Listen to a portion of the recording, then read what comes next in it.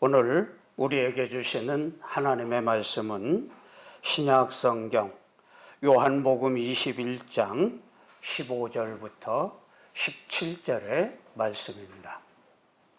요한복음 21장 15절부터 17절까지 말씀 받들어 봉독하겠습니다. 그들이 조반 먹은 후에 예수께서 시몬 베드로에게 이르시되 요한의 아들 시몬아 내가 이 사람들보다 나를 더 사랑하느냐 하시니 이르되 주님 그러하나이다. 내가 주님을 사랑하는 줄 주님께서 아시나이다. 이르시되 내 어린 양을 먹이라 하시고 또 두 번째 이르시되 요한의 아들 시몬아 내가 나를 사랑하느냐 하시니 이르되 주님 그러하나이다. 내가 주님을 사랑하는 줄 주께서 아시나이다. 이르시되 내 양을 치라 하시고 세 번째 이르시되 요한의 아들 시몬아 내가 나를 사랑하느냐 하시니 주께서 세 번째 내가 나를 사랑하느냐 하심으로 베드로가 근심하여 이르되 주님 모든 것을 아시오매 내가 주님을 사랑하는 줄을 주님께서 아시나이다. 예수께서 이르시되 내 양을 먹이라.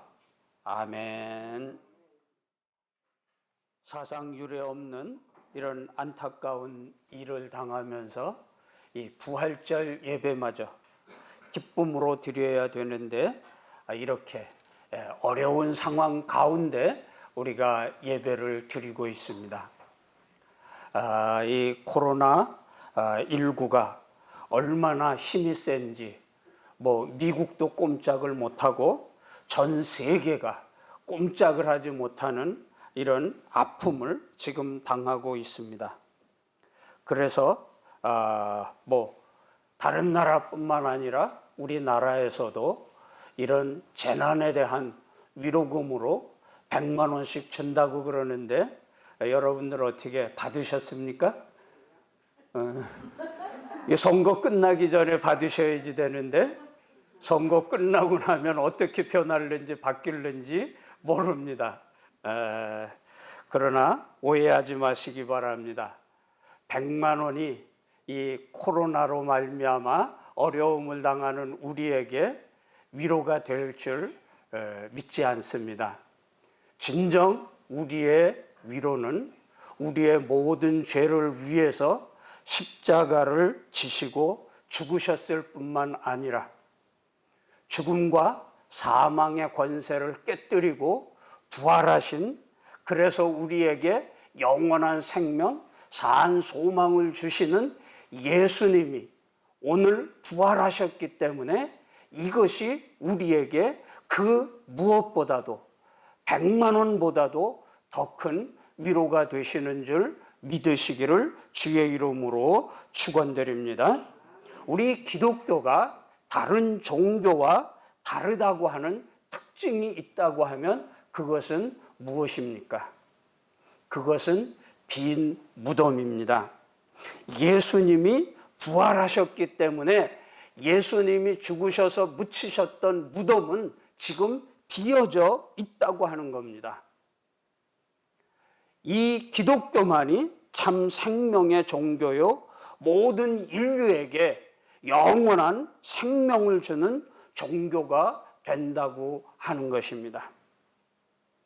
이 코로나19로 말미암아 우리가 무거운 마음을 가지고 이 부활절 예배를 드리고 있는 이때에도 바로 우리가 믿는 주님은 무덤에 계시지 아니하고 죽음 가운데 계시지 아니하고 사망 권세를 이기시고 부활하셨을 뿐만 아니라 하나님 보좌 우편에 앉아 계시는 줄 믿습니다.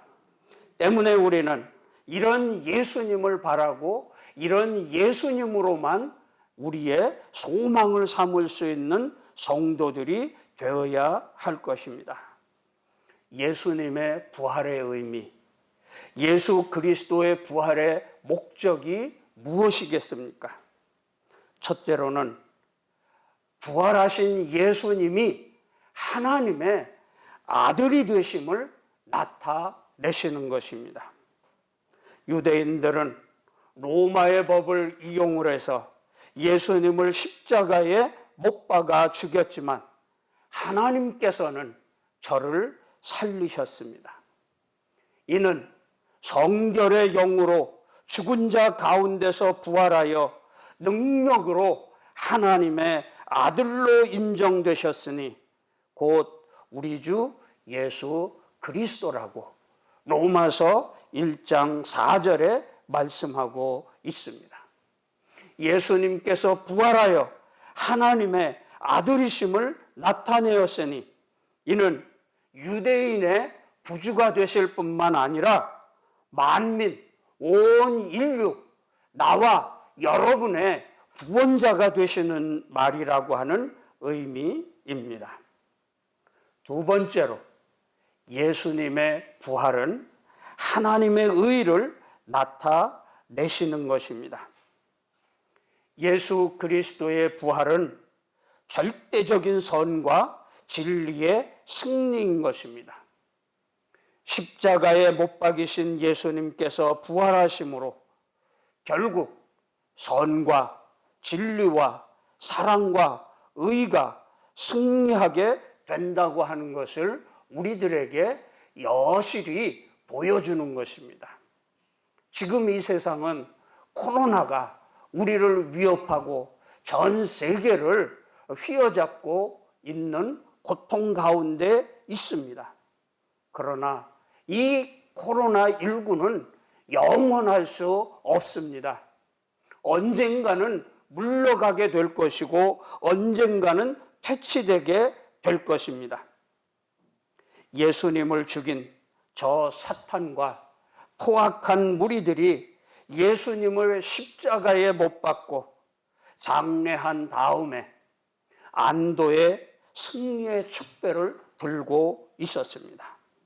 그러나 3일 만에 저들은 완전히 패배하고 하나님의 의, 하나님의 진리, 하나님의 약속은 승리하게 되었던 것입니다. 예수님의 부활은 이와 같은 영원한 하나님의 의를 우리들에게 보여주고 있는 것입니다. 세 번째로 예수님의 부활은 모든 사망의 패배를 선언하고 있는 것입니다. 예수 그리스도의 부활로 말미암아 인류의 가장 큰 숙제였었던 죽음의 고통이 해결되었습니다. 죽음이 정복을 당하고 만 것입니다. 예수님은 부활했습니다. 예수님이 부활하던 날 새벽 고요한 동산은 흔들리기 시작을 했고 무덤이 열려졌습니다. 무덤을 지키고 있던 군사들은 도망을 치고 달아나 버리고 말았습니다. 예수님은 아무런 방해도 받지 아니하고 살아나셨고 부활하셨습니다. 예수님은 생명의 왕으로 사망을 짓밟고 일어서게 되신 것입니다. 예수님은 죽음을 정복하셨습니다. 예수님은 생명을 창조했습니다. 부활하신 예수님은 죽음을 사람들에게서 저 멀리 떨어져 버리게 하고 말았던 것입니다.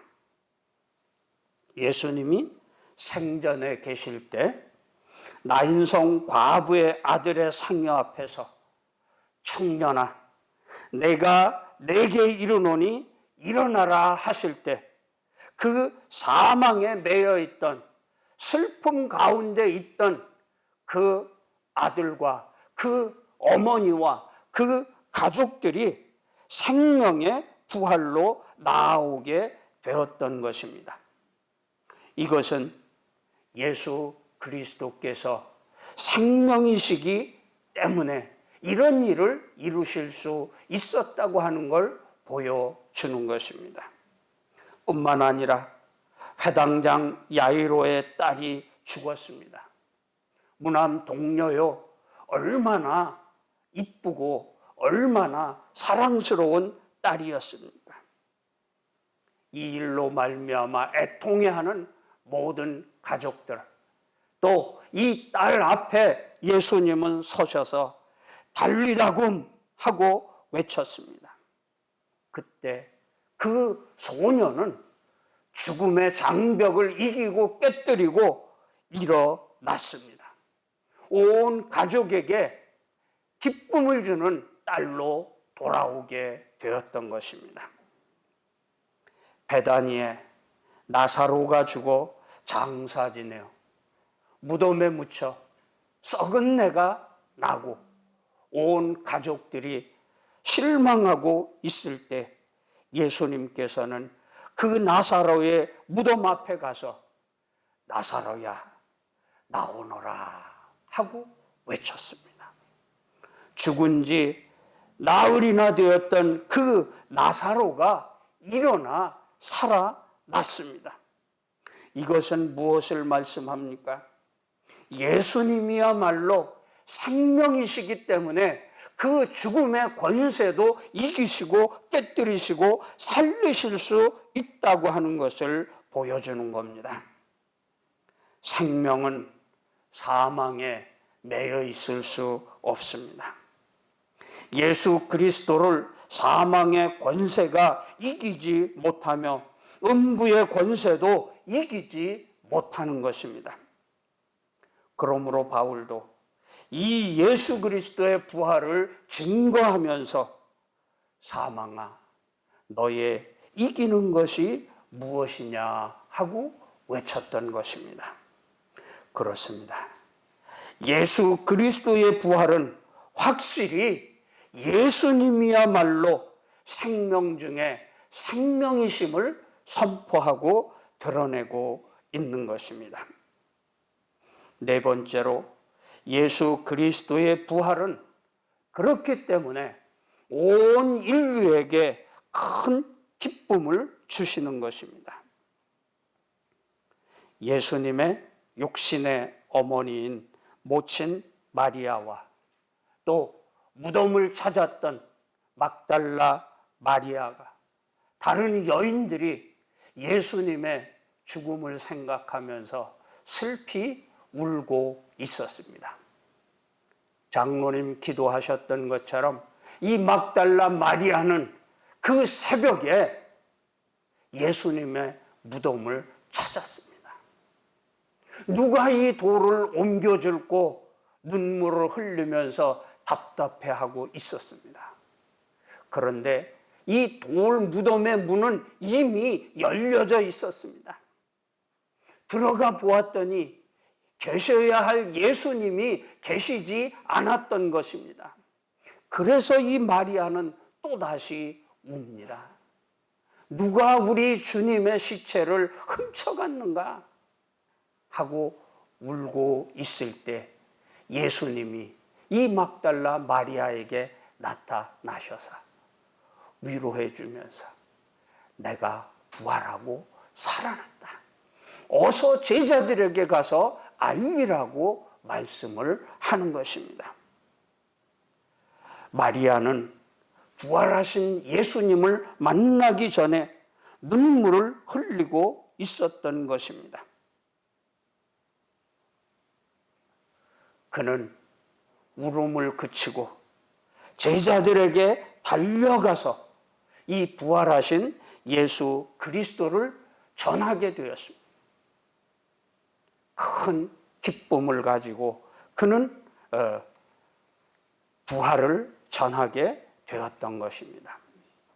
이와 같이 예수 그리스도의 부활은 예수님은 우리의 구주가 되심을 확신해 주고 있는 것입니다.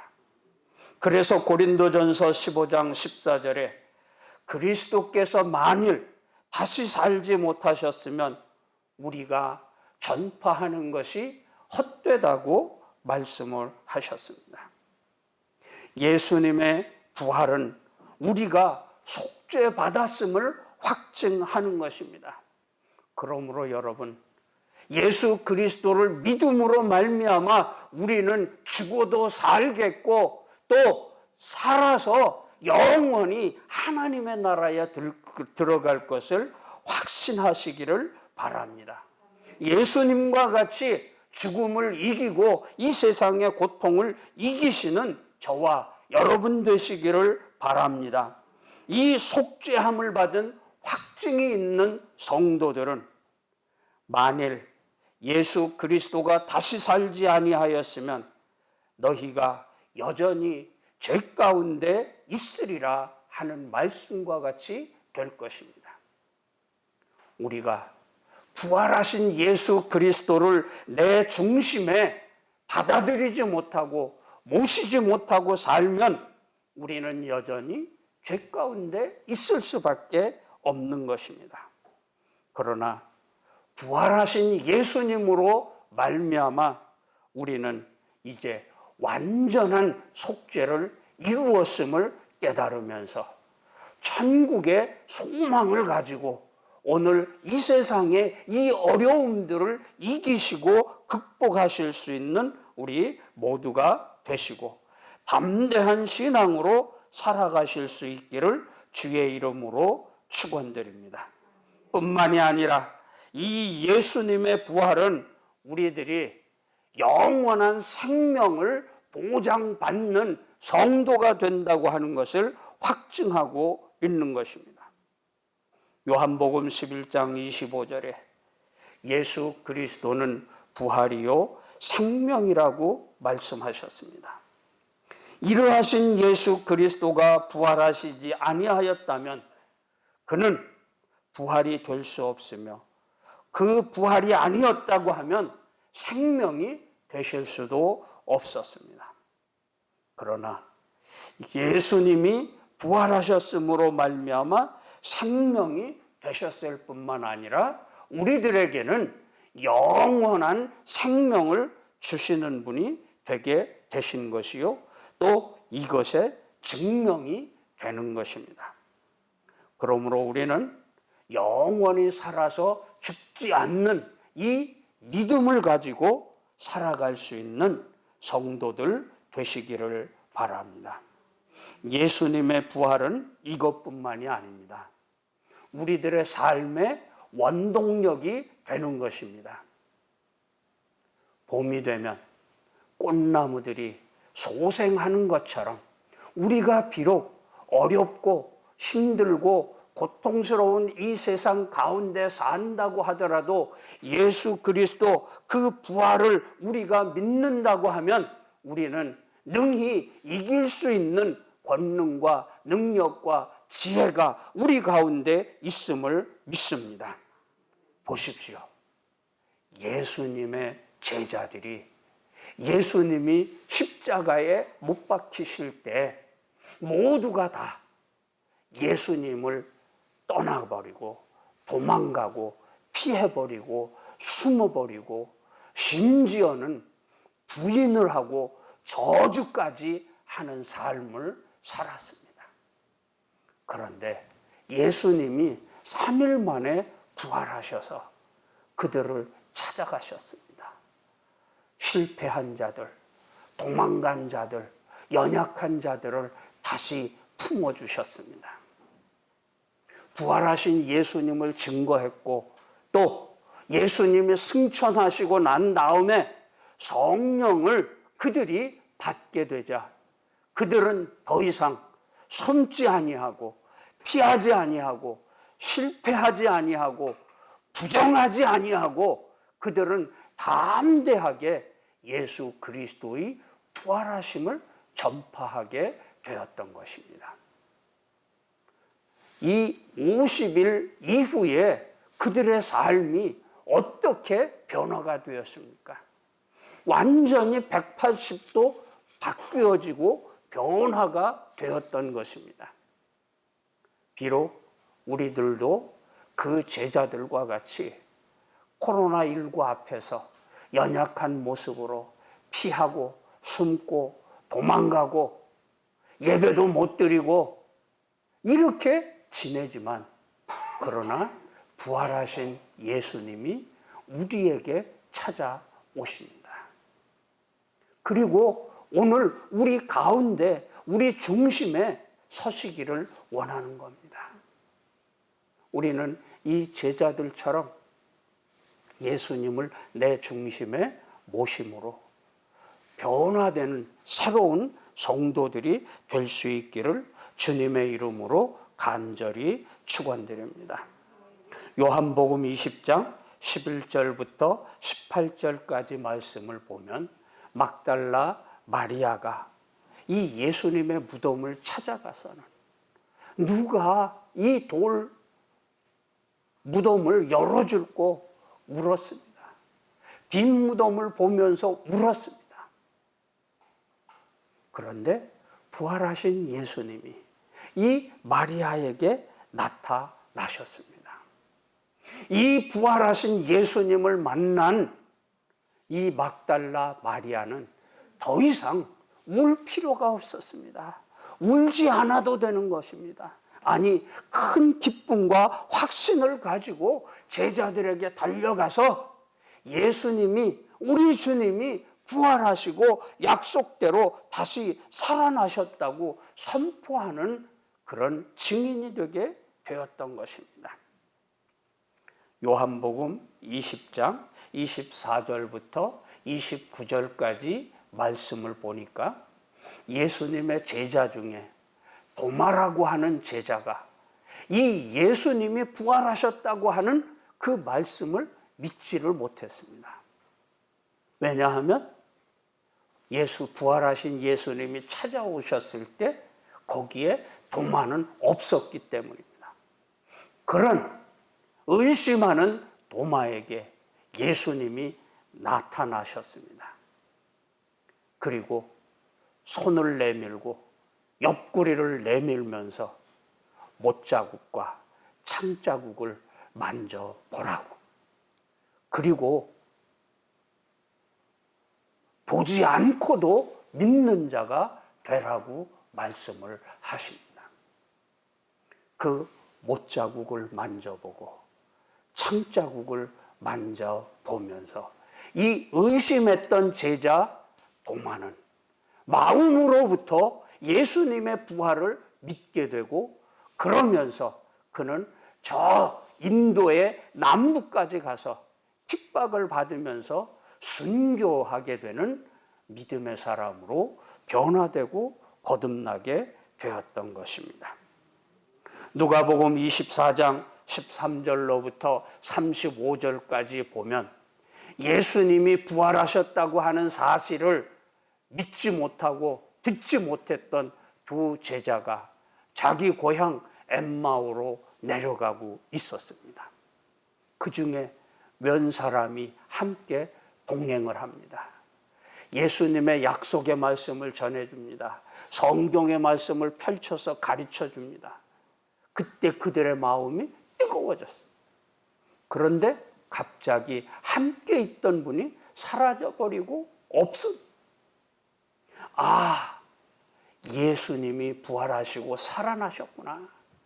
그들은 깨닫고 고향으로 내려가던 길, 슬픈 마음을 가지고 내려가던 그 길을 돌이켜서 기쁨과 즐거움과 확신을 가지고 예루살렘으로 올라가서 제자들에게 우리가 부활하신 예수님을 만났다 선포하면서 이 로마의 그 끝없는 막중한 핍박과 박해를 이기게 되는 성도들이 되게 된 것입니다. 오늘 본문의 말씀에 보니까 베드로라고 하는 제자에게 예수님이 나타나셨습니다. 왜 나타나셨을까요? 예수님은 12 제자 중에 수제자라고 생각했던 사람입니다. 그리고 누구보다도 확실한 믿음을 가지고 예수님 십자가에 죽도록 내버려 두지 않겠습니다 호언장담을 했던 사람. 그런 베드로에게 예수님이 뭐라고 말씀하셨어요? 내가 닭이 2번 울기 전에 나를 3번 부인하리라 말씀을 듣습니다. 그는 3번이나 예수님을 부인했던 그런 베드로 앞에 예수님이 다시 나타나셔서는 그 숯불을 피워놓고 기다리고 계시는 것입니다. 숯불 앞에서 부인하고 저주했었던 그 베드로, 숯불 앞에서 품어주고 감싸주고 부활의 산 소망을 누리게 하시기 위해서입니다. 그리고 베드로의 진심을 확인하신 주님은 내 어린 양을 먹이라, 내 양을 치라, 내 양을 먹이라 하고 말씀을 하고 계시는 것입니다. 이 순간 베드로는 진정한 자유와 해방을 맛봤을 것입니다. 예수님이 십자가에서 운명하실 때 천한 계집종 앞에서 3번씩이나 저주하고 부인을 했었던 자기이지만, 그러나 그런 사실을 한 번도 왜 그랬느냐 묻지 아니하시고 그냥 내가 나를 사랑하느냐, 내 양을 먹이라 치라 말씀하시는 그 예수님의 사랑, 베드로는 마음 깊이 되새기게 되었던 것입니다.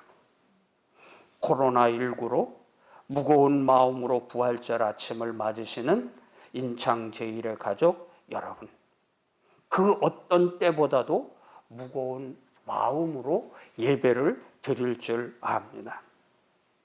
그렇습니다. 사람은 누구나 다 실패할 수 있습니다.